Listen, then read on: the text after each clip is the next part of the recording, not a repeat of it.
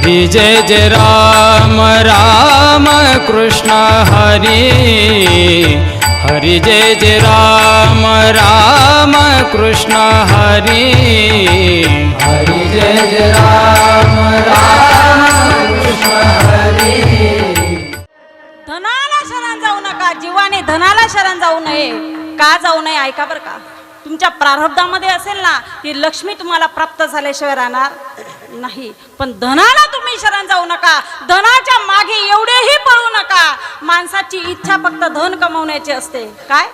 माणसाची इच्छा फक्त धन कमवण्याची असते, पण इच्छा बघा कशी असते. इच्छा माणसाला जगू देत नाही आणि माणूस इच्छेला मरू देत नाही. तो मेल्याशिवाय राहत नाही, पण तो मरू देत नाही. कोणाला? इच्छेला. तुकोबाराय महाराज सांगतात, अशी आशा समूह कंडोनी काढावी. माणसाने आशा करायची नाही धनाची. ते धन प्राप्त झाल्याशिवाय भेटणार, ते राहणार नाही प्रारब्धामध्ये असलं तर. पण बघा धन हे कसं असतं. धनाच्या मागे कळी काळ लागलेला असतो. धनाच्या मागे कळी काळाचा लाग, मनोनी संग खोटा त्याचा. धनाचा संग करू नका. धनाचा संग खोटा आहे, पण लोक तुका म्हणे धन धनासाठी देती प्राण. धनाला शरण जाऊ नका. दारा म्हणजे पत्नी ना. सर्व असले शरण जाईल बरं, पण बाईला का बरं म्हणे एकदाची डोक्यावर जर बसली मग उतराले शिडी बी सापडत नाही, साठा बी सापडत नाही म्हणे. पण काही लोक काय झालं बापू कीर्तन मा बापू म्हणलेस अशा अंडोरना नातं लावा.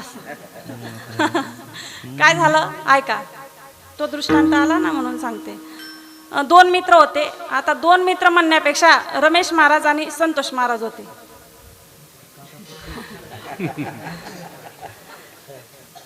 सप्ताह झालेला होता, 2 दिवस झालेले होते आणि दोघांची भेट झाली. रमेश महाराज थोडे नाराज होते. संतोष महाराज म्हणे का रे एवढा नाराज का बरे. म्हणे काय नाही रे भाऊ म्हणे सप्ताह करे हो. बाईने डायरेक्ट 5,000 साड्या घे टाक्यात. म्हणे काय करताय काय 5,000च्या साड्या घेऊन घेतल्या म्हणे. संतोष महाराजांना एवढा आनंद झाला, एवढा आनंद झाला. रमेश महाराज हसायला लागले. म्हणे का बरं असतोय रे. म्हणे काही नाही त्याच साड्या ते म्हणी बाई तुनी बैल दकाडायला जायचे म्हणे. का लक्षात. विठाला विठाला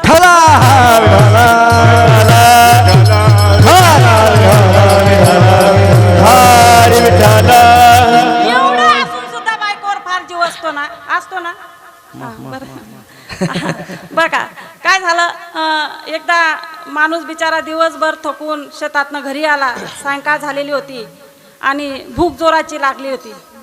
त्या म्हाताऱ्या आईने ताट वाढून आणलं. म्हणे आई काय केलं ग. म्हणे वरण. म्हणे मरण आण म्हणे मला वरण बघून. म्हणे सकाळीच बी खिचडी काही त्या वरती शेंगदाणा टाकेल नाही का. म्हणे आता वरण मरण आलं म्हणे वरण मला खायचंच नाही.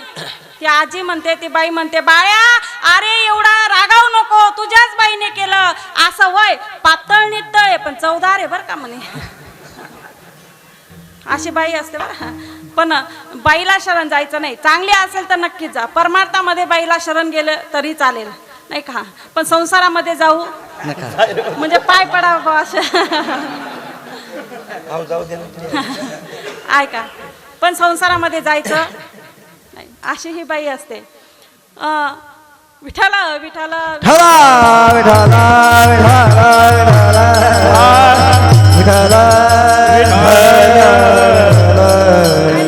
गावामधला एक प्रतिष्ठित असा माणूस होता. गावामध्ये वर्चस्व होतं. तो सांगेल ती पूर्व दिशा. एकदा अशी मीटिंग चाललेली होती. आपल्याला कसा दाबी या दोन्ही काय माहिती. बघा मीटिंग चालू होती बरं का. आता घरामध्ये मीटिंग चालू होती. गावामध्ये वर्चस्व होतं. तो सांगेल ती पूर्व दिशा होती. आणि एवढी मंडळी त्याच्याजवळ बसलेली होती पुढे हॉलमध्ये. काही नाही बाईने फक्त असा पडदा बाजूला केला आणि असा बोट केला त्याच्याकडे. तो डायरेक्ट उठून तिच्याकडे किचनमध्ये काय ग काय काम होतं. म्हणे काही नाही. अगं काय काम होतं सांग ना. म्हणे काही नाही हो.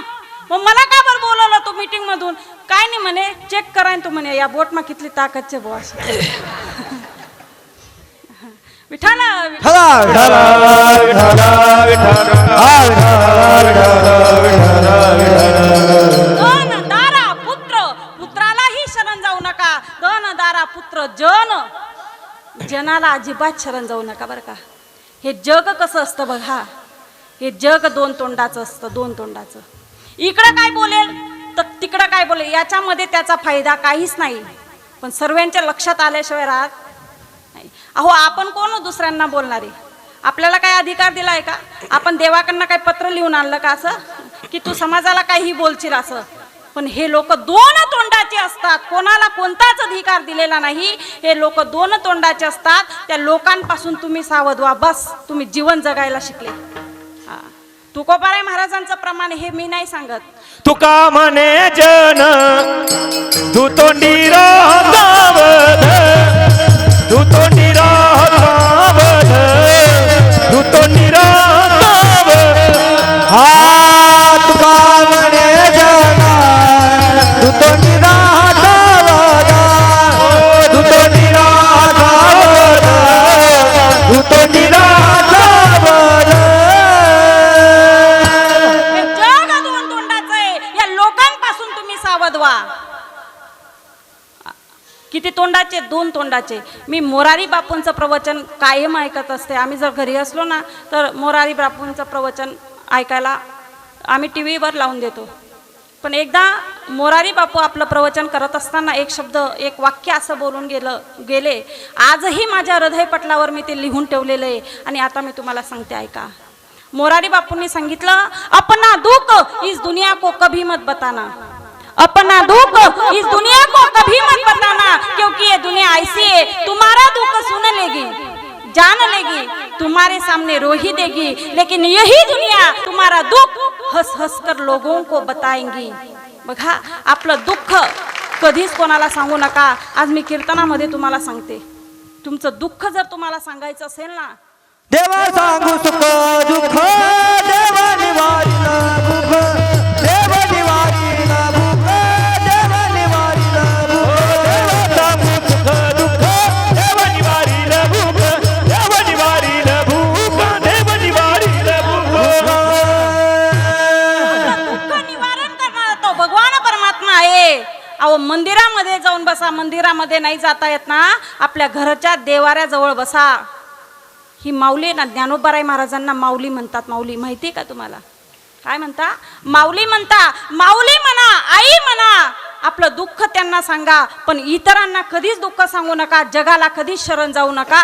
हे जग असं आहे, ते दोन तोंडाचं. म्हणून धन दारा पुत्र जन, बंधू सोयरे पिशून, सर्व मिथ्या हे जाणून शरण निघा देवाशी. जीवाने फक्त देवाला शरण जाऊ नये, जीवाने जीवाला शरण जाऊ नये, जीवाने विषयाला शरण जाऊ नये. विषय, ज्ञानोबाराय महाराज या विषयाबद्दल वर्णन करतात.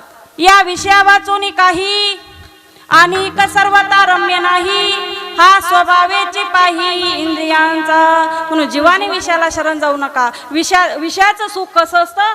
विषयाचे समसुख वेगळाचे. अमराची सावली जाईल रया, अमराची सावली जाईल रया, अमराची सावली जाईल रया, अमराची सावली जाईल रया.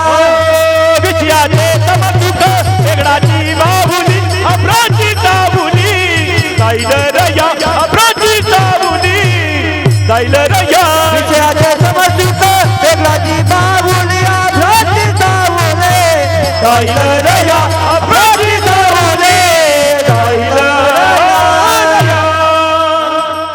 जीवाने विषयाला शरण जाऊ नये. जीवाचा जर उद्धार करून घ्यायचा असेल, जीवाचा जर तरुण पाय करून घ्यायचा असेल, तर जीवाने फक्त देवाला शरण जा, एका भगवान परमात्म्याला शरण जा. तुकोबाराय महाराज प्रथम चरणाच्या उत्तरार्धामध्ये पुन्हा सांगतात, शरण जा, पण वर जाऊ नका बर का. सर्व भावे देवासी, सर्व भावाने त्या भगवान परमात्म्याला जा, शरण जा. फक्त अंतकरणामध्ये भाव असू द्या. तुम्ही काम करताना त्याला राम म्हटलं तरी चालेल, आणि काम करताना अंतकरणाने त्याला शरण जरी गेले तरी चालेल. फक्त भाव असू द्या. का असू द्या? त्या भगवान परमात्म्याकडे सर्व येऊ. तो भगवान परमात्मा कर्तुम अन्यथा कर्तुम शक्ती असणारा, त्या भगवान परमात्म्याचा अधिकार खूप मोठा आहे. गतिर्वता प्रभू साक्षी निवासम शरणम श्रुत, प्रभव प्रलय स्नान अखिलानं बीजमव्ययम् असा तो भगवान परमात्मा, त्याची सत्ता फार मोठी. तुझिया सत्तेने वेदाती बोलणे, तुझिया सत्तेने वेदाती बोलणे. हा तुझिया सत्तेने वेदाती बोलणे, तुझिया सत्तेने वेदाती बोलणे. तुझ्याची चालणे तुझिया बरे, तुझ्याचे चालणे तुझिया बरे. तू समर्थ ब्रह्मांडाचा धनी, ऐका तू समर्थ ब्रह्मांडाचा धनी, ऐका तू समर्थ ब्रह्मांडाचा धनी, ऐका तू समर्थ ब्रह्मांडाचा धनी, ब्रह्मांडाचा धनी. त्या भगवान परमात्म्याकडे मोठी शक्ती आहे, सत्ता आहे. तुझ्या सत्तेने वेदासी बोलणे, सूर्याशी चालणे तुझ्या बळे, ऐसा तू समर्थ ब्रह्मांडाचा धनी. तो भगवान परमात्मा, तो सत्ताधीश भगवान परमात्मा आहे. त्याच्या सत्तेशिवाय वृक्षाचं पान सुद्धा हलत नाही. वृक्षाचे पान हले ज्याची सत्ता, त्याच्याकडे सर्व आहे, तो सत्ताधीश आहे. पण एका गोष्टीचा दुष्काळ आहे, तो दुष्काळ म्हणजे भावा. देव भावाचा भुकेला, देव भावाचा भुकेला, देव भावाचा भुकेला, देव भावाचा भुकेला. हाती दुष्काळ तयाला, हाती दुष्काळ तयाला, हाती दुष्काळ तयाला, हाती दुष्काळ तयाला. देव भावाचा भुकेला, देव भावाचा भुकेला, देव भावाचा भुकेला, देव भावाचा भुकेला.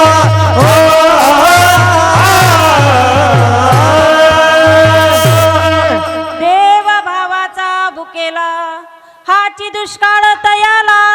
त्या भगवान परमात्म्याकडे तो दुष्काळ आहे, तो फक्त तुम्ही दूर करा. तुकोबाराय महाराज या भावाबद्दल कितीतरी प्रमाणात देतात. भावाची कारण, भावाची कारण, तुका मन्यान विठोबाची. तुकोबाराय महाराज सांगतात, तुम्ही कितीही परमार्थ करा, पण भावेवीन तो सर्व काही पसारा आहे, पसारा. पडिये सर्वोत्तम भाव, एरवाव पसारा. फक्त भाव असू द्या. भावाची कारण, भावाची कारण, तुका मन्यान विठोबाची. पुन्हा तुकोबाराय महाराजांचं सुंदर प्रमाणे, कासाया पाषाण पूजितासे पितळ, अष्टधातू खळ भावेवीन. अष्टधातू खळ आहेत भावेवीन, म्हणून भाव असू द्या. तुकोबाराय महाराज सांगतात, त्या भगवान परमात्म्याला शरण जा. का जा? कारण ज्ञानोबाराय महाराज पुन्हा 9व्या अध्यायामध्ये 288 क्रमांकाच्या ओळीमध्ये सुंदर वर्णन करतात. जो मज होय अनन्य शरण, त्याचे निवारी मी जन्म मरण. या लागी शरणागत शरण्य मीच एक भगवान परमात्मा आहे, जो तुम्हाला जन्म मरणाच्या दुःखातनं निवर्त करू शकेल, बाजूला करू शकेल. तुकोबाराय महाराज सुद्धा तेच सांगतात, तुम्ही त्या देवाला शरण जा, पण सर्व भावाने शरण जा. का शरण जा ते महाराज भंगाच्या तो हाऊत रील पार, तो हाऊत रील पार, तो हाऊत रील पार, तो हाऊत रील पार, हो तो हाऊत रील पार. भवदु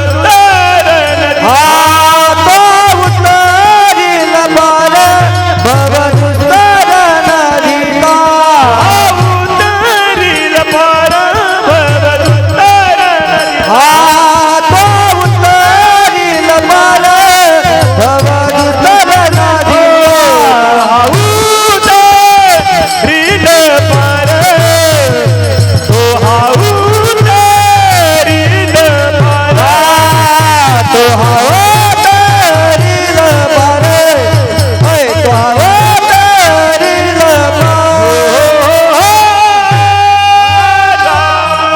त्या भगवान अशा परमात्म्याला शरण जा का कारण तो दुस्तर अशी भव नदी तरून देणार आहे पार करून देणार आहे म्हणून तुकोबाराय महाराज सांगतात तो हा उतरील पार भव दुस्तर नदीचा भजनाचा वेळ झालेला आहे म्हणून सर्वांनी हाताने टाळी वाजा आणि मुखाने त्या गोड भगवान परमात्म्याचे चिंतन करा विठोबा रखुमाई विठोबा रखुमाई विठोबा रखुमाई हरे विठोबा रखुमाई विठोबा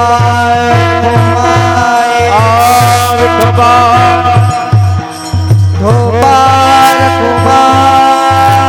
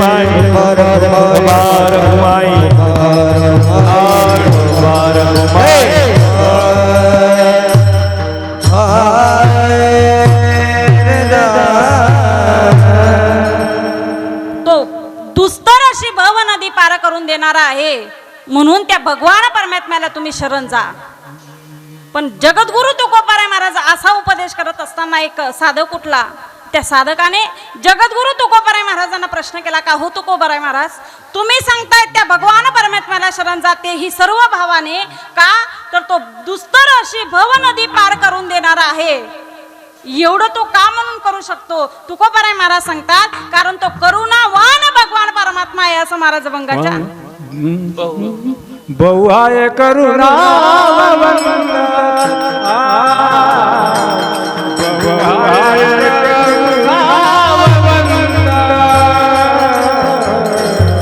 बहुआय करुणा बहुआय करुणा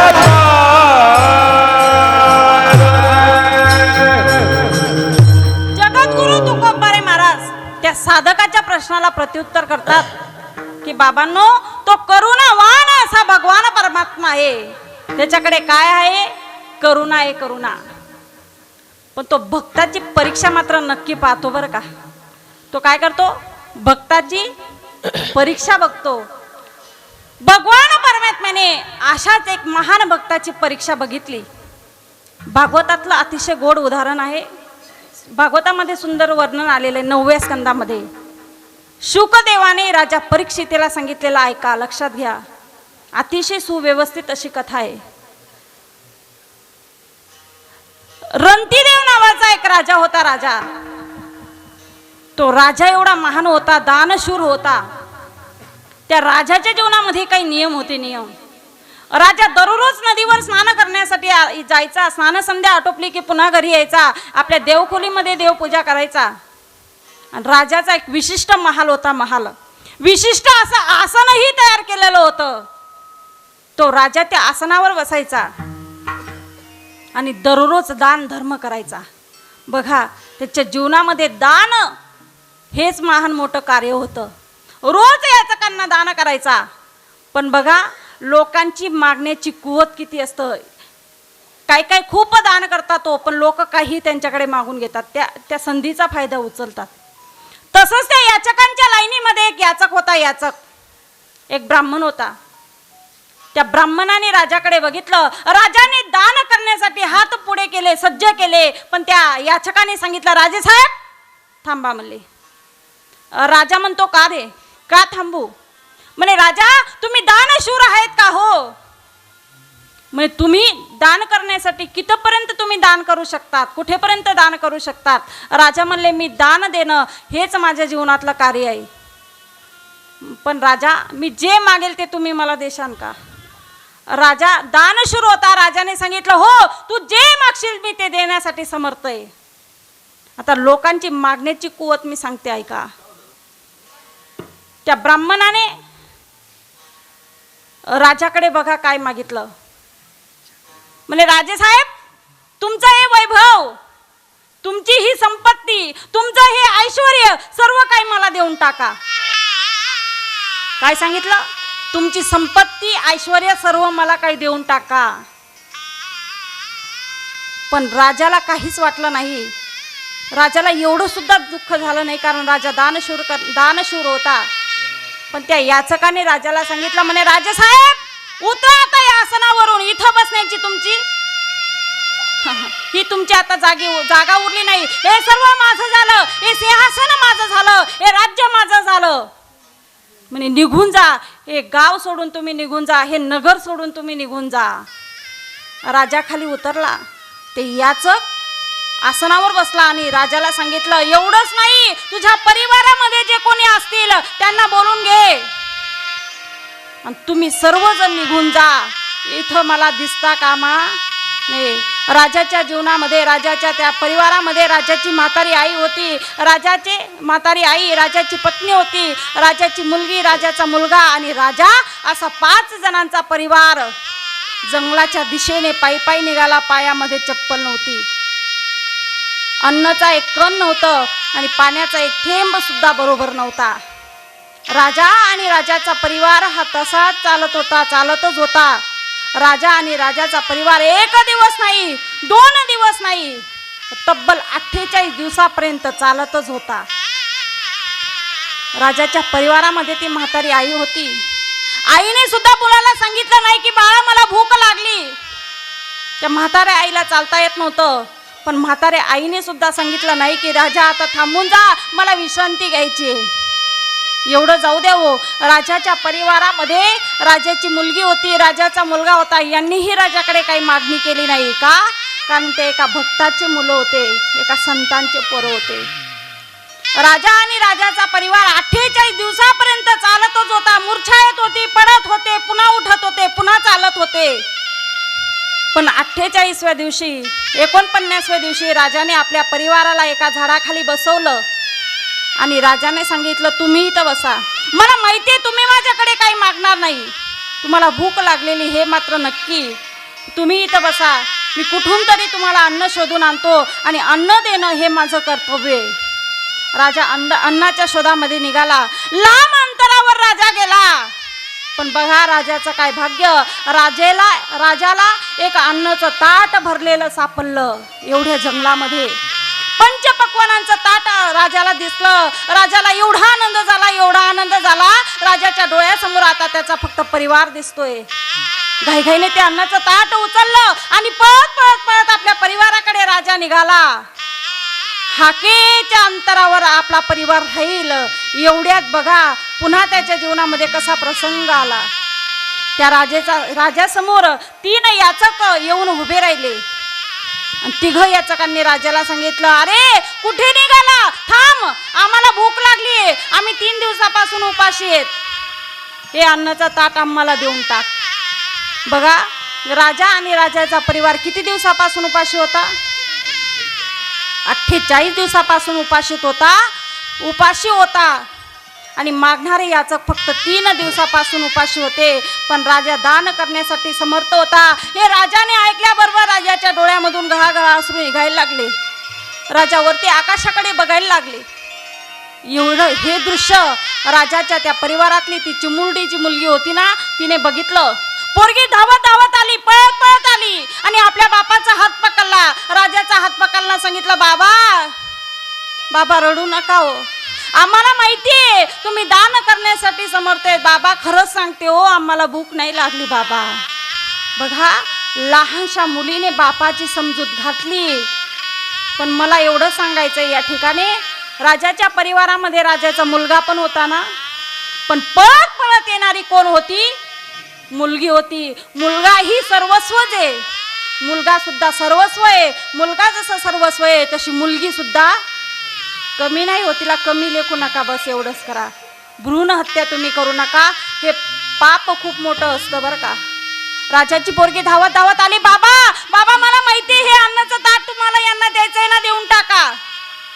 नाही ग बाई मी रडत नाहीये. हो बाबा खोटं बोलता तुम्ही, मग आकाशाकडे का बघितलं? बाई ग मी त्या देवाचे उपकार मानतोय आणि हे रडत नाही, हे आनंदाचे अश्रू आहेत. असं का बाबा? बाई 48 दिवसापर्यंत माझ्याकडे अन्नाचा एक कण नव्हता आणि मागणारा एक सुद्धा नव्हता. पण आज 49व्या दिवशी मला अन्नाचं ताट सापडावं आणि मागणारा एक नसून 3 यावेत. पण मी ते देवाचे उपकार मानले. देवा बरं झालं अन्नाचं ताट मला प्राप्त झाले, मगच मागण्यासाठी आले. जर माझ्याकडे काही नसतं आणि कुणी काही मागितलं असतं तर मी देण्यासाठी असमर्थ ठरलो असतो. म्हणून मी देवाचे उपकार मानतोय बाळा. आणि हे सांगितल्याबरोबर ती पोरगी हसली आणि हे सांगितल्याबरोबर ते मागणारे 3 याचक नव्हते, ते तर ब्रह्मा विष्णू आणि शंकर हे प्रगट झाले. भगवान परमात्मा प्रगट झाला आणि रंतीदेवाला सांगितलं, खरंच रंतीदेव तू माझ्या परीक्षेमध्ये उत्तीर्ण झालाय. आपल्याला थोडं दुःख आलं ना लगेच आपण घाबरून जातो, देवपूजा करणं सोडून देतो. बघा एवढा आपला परमार्थ का नाही ना. पण रंतीदेवाने तो दान करण्यासाठी देवाच्या परीक्षेमध्ये उत्तीर्ण झाला आणि मग भगवान परमात्म्याने रंतीदेवाला सांगितलं, हे रंतीदेवा मागून घे, सांग तुला काय मागायचंय, मी देण्यासाठी समर्थ आहे. आता माग, काय देऊ तुला? स्वर्ग देऊ, तुझी गेलेलं राज्य पुन्हा देऊ, तुला ऐश्वर्य देऊ, काय देऊ सांग ना. पण रंतीदेवाने बघा देवाकडे काय मागितलं. रंतीदेव भगवान परमात्माला सांगतो, नत्वे कामनाय स्वर्गम राज्य ना पुनर्भव कामये दुःख तप्तानाम प्राणेनाम अर्थिनाशनम. नत्वे कामनाय स्वर्गम, मला स्वर्ग नको, न राज्य ना पुनर्भव, माझं गेलेलं राज्य मला पुन्हा नको. तर मला काय दे? या जगामध्ये या विश्वामध्ये अनेक दुःखी लोक आहेत. ही दुःखी लोकांची दुःख मिटवण्याची शक्ती असेल ती शक्ती फक्त मला दे. विठ्ठल विठ्ठल विठ्ठला विठ्ठला विठ्ठला विठ्ठला विठ्ठला. तो भगवान परमात्मा करुणावान आहे. एवढंच नाही, त्याला अनंत असे नाव आहे. हरि तारो नाम थे जा का नाम लिखवे कंकोतरी. तारो नाम थे हजार का नाम लिखवे कंकोतरी. रोज रोज बदले मुका का नाम लिखवे कंकोतरी. रोज रोज बदले मुकाम का नाम लिखवे कंकोतरी. हरि तारो नाम थे हजार का नाम लिखवे कंकोतरी. हरि तारो नाम थे हजार का नाम लिखवे कंकोतरी. भगवान परमात्माला अनेक नाव आहेत. किती? कोई कहे गोविंदा कोई गोपाला, मैं तो कहूँ सावरिया बासुरी वाला. बोलो राम राम राम, बोलो श्याम श्याम श्याम, श्री राम जय जय राम राम. बोलो राम राम राम राम बोलो श्याम श्याम श्याम श्री राम जय जय राम हो विष्णू सहस्रनामामध्ये सुद्धा भगवान परमात्म्याच्या 1000 नावांचा उल्लेख आलेला आहे. विष्णू सहस्रनामाचा तुम्ही पाठ केला ना तर भगवान परमात्मा तुमच्यावर प्रसन्न झाल्याशिवाय राहणार नाही. हो तो भगवान परमात्मा करुणावान आहे, बहु आहे करुणामंत अनंत हे नामजा तो हा उतरील पार भवदुस्तर नदीचा. पुन्हा त्या साधकाने एवढं सर्व ऐकून घेतलं आणि तो साधक पुन्हा तुकोबरायांना प्रश्न करतो का हो तुकोबराय महाराज तुम्ही एवढं सर्व काही सांगत आलात उपदेश करतायत हे बरोबर आहे, आम्ही त्या भगवान परमात्म्याला शरण जाऊ ते ही सर्व भाने, कारण तो दुस्तर अशी भव नदी पार करून देणार आहे. का कारण तो करुणावान भगवान परमात्मा आहे. नक्कीच आम्ही त्याला शरण जाऊ. पण हे जे तुम्ही सर्व सांगतात हे कोणाच्या साक्षीने? तुका म्हणे साक्षी आले तुका म्हणे साक्षी आले तुका म्हणे साक्षी आले तुका म्हणे साक्षी आले तुका म्हणे साक्षी आले तुका म्हणे साक्षी आले राम तुका म्हणे साक्षी आले तुका म्हणे साक्षी आले तारी केले प्रकट तारी केले प्रकट हो तरी केले प्रगट तरी केले प्रगट तो हा उतरील पार तो हा उतरील पार तो हा उतरील पार तो हा उतरील पार तो हा उतरील पार तो हा उतरील पार तो हा उतरील पार तो हा उतरील पार दुस्तर नदीता बाबा दुस्तर नदीता तो हा उतरील पार तो हा उतरील पार तो हा उतरील पार तो हा उतरील पार भवदुतर नदीता भवदुतर नदीता तो हा उतरील पार तो हा उतरील पार तो हा उतरील पार तो हा उतरील पार तुकोबराय महाराज त्या साधकाच्या प्रश्नाला प्रत्युत्तर करतात आणि तुकोबराय सांगतात बाबा हे सर्व मी माझ्या साक्षीने सांगते, याला मी साक्ष आहे, मी पुरावा आहे. तुकोबराय महाराज सांगतात तुका म्हणे साक्षी आले तरी केले प्रगट तो हा उतरील पार भवदुस्तर नदीचा. ज्ञानेश्वर माऊली ज्ञानराज हा माऊली मारा ज्ञानेश्वर माऊली हा महाराज ज्ञानेश्वर माऊली ज्ञानराज